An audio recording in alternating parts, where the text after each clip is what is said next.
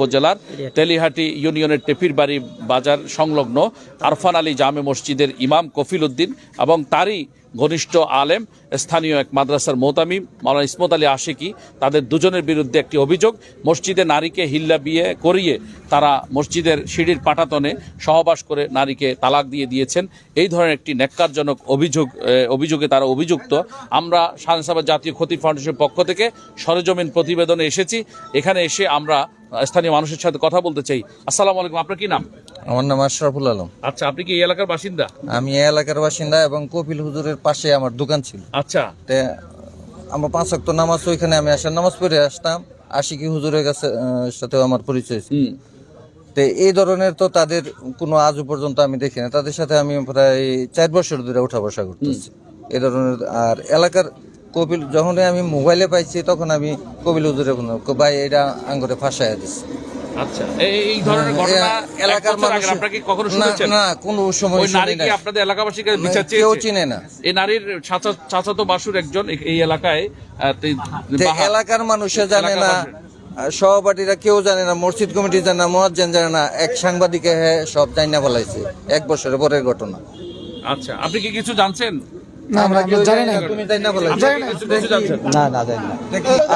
আমরা শুনছি ফেসবুকে বাড়িতে এর আগে জানেন না?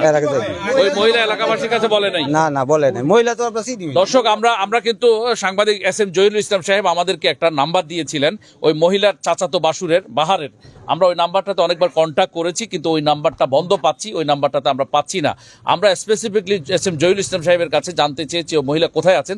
তিনি বলছেন যে শ্রীপুরে আছেন। আমরা জহির সাহেব, আমরা যদি জানতে চাই যে ওই মহিলা স্পেসিফিকলি কোথায় আছেন, শ্রীপুর কোন জায়গায় আছেন, আমাদেরকে যদি একটু বলতেন। উনি হচ্ছে ওই যে নাম্বারটা দিয়েছি হয়তোবা এখন বন্ধ আছে, আপনারা এই নাম্বারটার সাথে যোগাযোগ করবেন। পাশাপাশি আমরাও খবর নেওয়ার চেষ্টা করব মহিলা কোথায় আছে, আমরা তথ্য পাইলে আপনাকে দিব। জহির যে বলছে যে 1 বছর আগের কথাটা না, এটা তো যেই মহিলাটা জহিরের সাথে কথা বলছে, জহির জানছে কিভাবে? সেই মহিলাটা বলার পরেই তো জানছে। তাহলে সেও তো দেখে নাই, তাহলে সে কিভাবে বললো যে আমরা এটা দেখছি ঘটনাটা? কফিল এবং তার ওয়াইফ দুইজনে ন্যাশনাল একটা মাদ্রাসা করছে। তখন এই জহিরের বউ ছিল শিক্ষিকা। তারে 1 নাম্বার শিক্ষিকা দিছে না দেখা তাগর লগে সেই শত্রুতা, এই শত্রুতার পরে এখন ওই আমগর ওই পাশে আরেকটা মাদ্রাসা আর ইয়া করছে। হ্যাঁ, দুইটা সাইনবোর্ড দিচ্ছে। পরে আশিকি হুজুরে আয়া 1 ঘন্টা ওয়াজ করছে। আঙ্গর মহিলারা আমরা বৈশা ওয়াজ শুনছি। শোনার পরের দিনতেও মনে হল ওই পেপারে পত্রিকা মোবাইলে খুলে দিচ্ছে। আচ্ছা, ঠিক আছে বাজান, আমি একটা প্রশ্ন করি, আপনার বয়স কত হবে? আমার বয়স 60 তো হবে। 65 বছর? হ্যাঁ। এই বৃদ্ধ বয়সে তো অবশ্যই মিথ্যা কথা বলবেন না। আমি একজন মা, আমি কোনোদিন বাজান আমি মিথ্যা কথা কইব না। জনাব কেশিয়া সাহেব, আপনি আমাদেরকে বলবেন এই যে ঘটনাটা ঘটলো, যে একজন সাংবাদিক জহিরুল তিনি বললেন, জানি না তিনি কোন পত্রিকার সাংবাদিক, তবে অনেকে দাবি করেছেন তিনি হচ্ছেন ইউটিউবার। তিনি সাংবাদিক নন, তিনি হচ্ছেন ইউটিউবে বিভিন্ন কন্টেন্ট ছেড়ে তিনি ব্যবসা করেন। আমরা তার কাছে কোনো ধরনের কোনো গ্রহণযোগ্য মিডিয়ার সংবাদ আমরা অনেকে জিজ্ঞেস করেছি, কেউ আমাদেরকে বলতে পারেনি। এই যে ইউটিউবার জহিরুল যেই ঘটনাটি সাজিয়ে তিনি প্রতিবেদনটা প্রকাশ করেছেন যে একজন নারীকে এখানে হিল্লা বিয়ের মাসালা জানতে আসার পর তাকে হিল্লা বিয়ে করে মাওলানা ইসমত আলী আশিকি তার সাথে মসজিদের পাটাতনে সহবাস করেছেন, এটা কি আপনি জানতেন আগে? না, জানতাম না আগে। আচ্ছা, এই এলাকার মানুষ কি জানতো বলে আপনার কাছে মনে হয়? না, জানতো না। জানতো না? না। আচ্ছা, কেউ জানতো না? কেউ জানতো না। কিন্তু ঘটনাটা কতদিন আগের বলে জহিরুল দাবি করেছে? আমরা শুনছি যে রমজানের 3 দিন আগে তার মানে 1 বছর। মানুষের মুখে শুনছি, মানুষের মুখে শুনছেন। কিন্তু মানুষের মুখে শুনছেন কবে শুনছেন? এই যে 1 সপ্তাহ আগে, এই গেছে শুক্রবার। আগে শুনেন নাই? না, কোনোদিন শুনি না। যখন জহিরুল নামে যে ছেলেটা ওর যখন ভিডিওটা পাবলিশ করে তারপর থেকে আমরা জানছি, ওর ভিডিওতে যেভাবে বলছে ওভাবে আমরা জানি। আচ্ছা, ভিডিও পাবলিশ হওয়ার পরে জানছেন? আচ্ছা, আগেবারে জানি না। এখন আপনাদের কাছে কি মনে হচ্ছে যে এই ভিডিওটা কি আসলে কি বস্তুনিষ্ঠ হলে তো আপনারাই জানতেন সত্য, আর নাকি এটা আপনাদের কাছে পরিকল্পিত মনে হচ্ছে? কেউ কি বলবেন? পরিকল্পিত মনে হচ্ছে, যেহেতু এক ধরনের এটা আমাদের কাছে ষড়যন্ত্রমূলক মনে হচ্ছে। কারণ ওনারা যেই সব কথা বলছে ভিডিওতে, ওগুলার সাথে বাস্তবে কোনো মিল নাই। আমি মনে করি এটা মিথ্যা, মিথ্যা। যা কারণ আমরা দেখছি না, কেউ দেখছে না। এখানে যারা আছে আপনার সবার জিজ্ঞেস করেন, কেউ বলবে না যে আমি দেখছি। তার মানে মাওলানা ইসমত আলী আশিকির বিরুদ্ধে যে মিথ্যা যে অভিযোগ, যে নারীকে সিঁড়ির পাটাতনে এনে এখানে ভিল্লা বিয়ে করে দর্শন মানে সহবাস করেছেন, এটা মিথ্যা মনে হচ্ছে আপনার কাছে? আমার কাছে মিথ্যা মনে হচ্ছে, কারণ হুজুরকে এখানে কেউ বলে না যে আমি দেখছি। ওই নারীকে কি আপনারা চিনতেন? না, আমি চিনি না। আমরা যখন দেখি নাই, এখন কি বলবো, এটা সাজানোই তো। সাজানো। 1 বছর পরে যে হতো ঘটনাটা তো আমরা দেখি এর আগে আপনারা শুনেন? না না, আমরা আমি কারি শরীফুল ইসলাম মোলাইদি। আমি আরফান আলী জামে মসজিদের বাড়ির পাশেই আমার বাড়ি। আমার গ্রামের নাম হলো মোলাইদ, আর এই গ্রামের নাম হলো টেপির বাড়ি। টেপির বাড়িতেও আমার বাড়ি আছে। আমার সামনে এখন আমার স্থানীয় অনেক লোকজন, আমারই আত্মীয় স্বজন অনেকেই, সবাই এখানে স্থানীয় লোকজন। আমার সাথে দাঁড়িয়ে আছেন শানে সাহাবা খতিব ফাউন্ডেশনের সম্মানিত চেয়ারম্যান মহোদয়, তারপরে অনেক ওলামায়ে কেরাম দাঁড়িয়ে আছেন, সাধারণ মানুষও দাঁড়িয়ে আছেন। আমি যতটুকু এতদিন পর্যন্ত শুনেছিলাম, নিজেকে খুব দোষী মনে হয়েছে, অত্যন্ত অপরাধী মনে হয়েছে। কারণ যখনই মানুষ, সাধারণ কিছু মানুষ আছে এমন যে নাস্তিক মোরতাদ, নাস্তিক্যবাদিতা তাদেরকে গ্রাস করে ফেলেছে, ওই সমস্ত মানুষগুলি আলেমদেরকে কলুষিত করতে চায়, আলেমদের সম্মান নিয়ে টানা হেঁচড়া করতে চায়। এই খবর যখন পেয়েছেন শানে সাহাবা খতিব ফাউন্ডেশন বাংলাদেশ, সত্যতা যাচাইয়ের জন্যে তারা সরজমিন প্রদক্ষিণ করেছেন, আমাকেও সাথে এনেছেন। আমি এতদিন যা শুনেছি আর এখন যা দেখতেছি এবং শুনতেছি, বাস্তবের সাথে, ওই ঘটনার সাথে আর বাস্তবের সাথে কোনো রকম মিল পাওয়া যাচ্ছে না। স্বেচ্ছায় এখানে সাধারণ জনগণ যারা এই মসজিদের প্রতিনিয়ত মুসল্লি, তারা প্রত্যেক দিন এখানে নামাজ পড়েন, 5 ওয়াক্ত নামাজ কালাম পড়ছেন, তারাও কিন্তু এখানে উপস্থিত হয়ে অত্যন্ত ভারাক্রান্ত হৃদয়ে তারা বলতেছিলেন যে এই ঘটনা মিথ্যা, সাজানো, নাটক, বানানো, এছাড়া অন্য কিছু নয়। হচ্ছে শানে সাহাবা জাতীয় খতিব ফাউন্ডেশন সবসময় মাজলুমের পক্ষে আছে, ছিল এবং থাকবে ইনশাল্লাহ। আসলে আমরা মূলত এর পূর্বে যে ঘটনাগুলো শুনছি বা দেখছি, এগুলোর সাথে আজকে এখানে আসার পরে আমরা যা যাচাই করলাম, বা আজকের এলাকার গণ্যমান্য ব্যক্তিবর্গ যারা আছে, মুসল্লিয়ানে কেরাম যারা আছে, ওনারা যেভাবে সাক্ষী দিলেন, এই কথার দ্বারা বোঝা যায় সম্পূর্ণ মিথ্যা, বানাওয়াট, উদ্ভট একটা কথা তারা ইউটিউবের মধ্যে কী করেছে, দিয়ে দিছে। এবং ওলামায়ে কেরামকে হেয় প্রতিপন্ন করার জন্য, আলেমদের ইজ্জতকে নষ্ট করার জন্য, আলেমের সম্মানকে বিনষ্ট করার জন্য এইটা বিশাল একটা চক্রান্ত বলে আমাদের কাছে মনে হচ্ছে।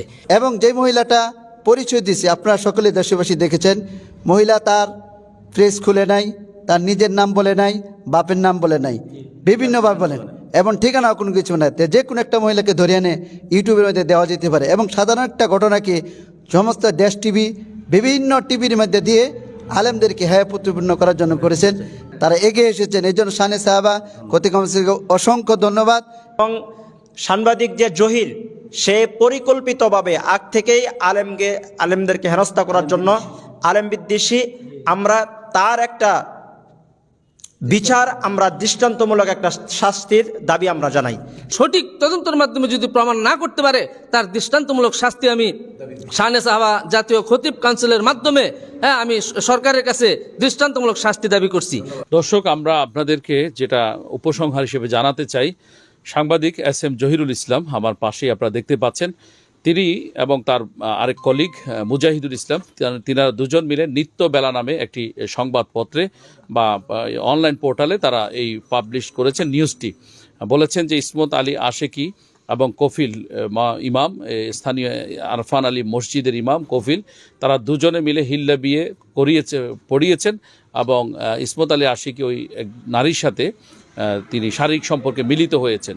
কিন্তু আমরা এই এলাকায় এসে যখন জনসাধারণকে জিজ্ঞেস করেছি এই ধরনের ঘটনা আপনারা কি শুনেছেন, যে ঘটনাটি SM জহিরুল ইসলামের দাবি হচ্ছে প্রায় 1 বছর আগে ঘটনা, তো এই ঘটনা 1 বছরের ভিতরে কেউ শুনেছেন কিনা একটা মানুষও ছিলেন না যারা বলেছেন যে এই ঘটনা তারা শুনেছেন, কেউ বলতে পারবে না। ইভেন সবচেয়ে বড় আশ্চর্যের বিষয় হলো ওই অভিযোগকারী নারী, তার যে বাসুরকে পরিচয় দেওয়া হয়েছে, স্পেসিফিকলি বাসুর হিসেবে পরিচয় দেওয়া হয়েছে, কিন্তু আমরা সরেজমিনে এসে জানতে পারছি এখন ওই মহিলা সরাসরি বাসুর নয়, বরং চাচাতো বাসুর হবে এরকম বলে SM জহিরুল ইসলামের দাবি।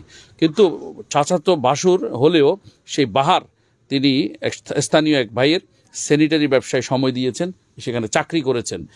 এখানে তিনি দীর্ঘ মাস সেখানে চাকরি করার সময় ভাইয়ের দাবি হচ্ছে যে বাহার এই কথা কখনো তাকেও বলেনি এত বড় একটা ঘটনা ঘটে গেল, সাংবাদিক জানাইতে পারলো, কিন্তু সাংবাদিক জানাইলে সবাই তো জানা থাকে যে সাংবাদিক জানানো মানে এটা ভাইরাল হয়ে যাবে, এটা সবাই জেনে যাবে। তাহলে তাদের লজ্জা, থানাকেও জানাচ্ছে না। তো জহিরুল ইসলাম বললেন নারীকে যে আমি থানায় যেতে বলছি, মহিলা থানায় যায় নাই। তাহলে যে মহিলা থানাকেও জানাইলেন না এবং তার বাসুর থাকা সত্ত্বেও বাসুরের যে স্যানিটারি মালিক তাকেও জানালেন না, এলাকার কাউকে জানালেন না, সরাসরি মিডিয়াতে জানালেন, যিনি লজ্জাকে এত লজ্জা পান, যিনি ঘটনাটা জানাইতে লজ্জা পাচ্ছেন থানাকে, অথবা তার বাসুরের মাধ্যমে এলাকাবাসীকে জানাইতে লজ্জা পাচ্ছেন, তিনি মিডিয়ার সামনে এসে জানাবেন, এই বিষয়ে আমাদের একটা প্রশ্ন জেগেছে, একটা রহস্যজনক কথা মনে হয়েছে আমাদের কাছে এই জায়গাটাতে। কেন তিনি থানাকেও জানালেন না, আবার তার বাসুরের যিনি মালিক আছেন এখানে তাকেও জানালেন না, এলাকার কাউকে জানালেন না? যে মহিলাটা এলাকাবাসীকে থানাকে জানাইতে লজ্জা পাচ্ছেন, তিনি আবার কিভাবে নির্দিষ্ট দুজন সাংবাদিককে জানাইতে পারলেন? এখানে আমাদের কাছে এই জায়গাটা একটা পয়েন্ট মনে হচ্ছে দর্শক। দ্বিতীয় কথা হচ্ছে, আমরা সাংবাদিক জহিরুল ইসলামকে জিজ্ঞেস করেছিলাম আপনি চাঁদা দাবি করেছিলেন কিনা ইসমত আলীর কাছে বা কফিলের কাছে। তিনি তার একটা সুন্দর ব্যাখ্যা দিয়েছেন, তার ব্যাখ্যাটা আপনারা নিশ্চয়ই শুনেছেন দর্শক। তৃতীয়ত হচ্ছে যে আমরা যেটা জানতে চেয়েছি এস এম জহিরুল ইসলামের কাছে, যে নিয়ম হচ্ছে কোনো অপরাধী যদি কারোর সাথে অপরাধ করে সেটা প্রথমত লোকাল থানাকে জানাতে হবে। লোকাল থানায় লিখিত অভিযোগ করবার পর একজন বিট অফিসার, এটা যেহেতু একটি তেলিহাটি ইউনিয়ন, এই ইউনিয়নের নিশ্চয়ই একটি বিট অফিসার শ্রীপুর থানার পক্ষ থেকে দেয়া হয়েছে। ওই বিট অফিসার অথবা তদন্তকারী কর্মকর্তা এটাকে ইনভেস্টিগেশন করবেন। ইনভেস্টিগেশনে যদি ইসমত আলী অথবা কফিল দোষী সাব্যস্ত হয়, তখন গিয়ে তাদের বিরুদ্ধে অটো মামলা হবে, তাদের বিরুদ্ধে আইনগত পদক্ষেপ পুলিশ প্রশাসন গ্রহণ করবেন। ভুক্তভোগী নারী চাইলে মামলা করার অধিকার তার রয়েছে, কিন্তু তা না করে তদন্তের আগেই অতি উৎসাহী হয়ে এস এম জহিরুল ইসলাম এবং মুজাহিদুল ইসলাম, তারা দুজন সাংবাদিক নিত্যবেলার, তারা কি করে কোন উদ্দেশ্যে এটাকে পাবলিশ করে দিলেন জনসাধারণের মাঝে সোশ্যাল মিডিয়ায়, এই বিষয়টি আমাদের প্রশ্ন থেকেই গেল। আমরা সাংবাদিকদের পক্ষ নিচ্ছি না এবং ইসমত আলী আর ওই কফিল দুই হুজুর তাদের পক্ষ নিচ্ছি না।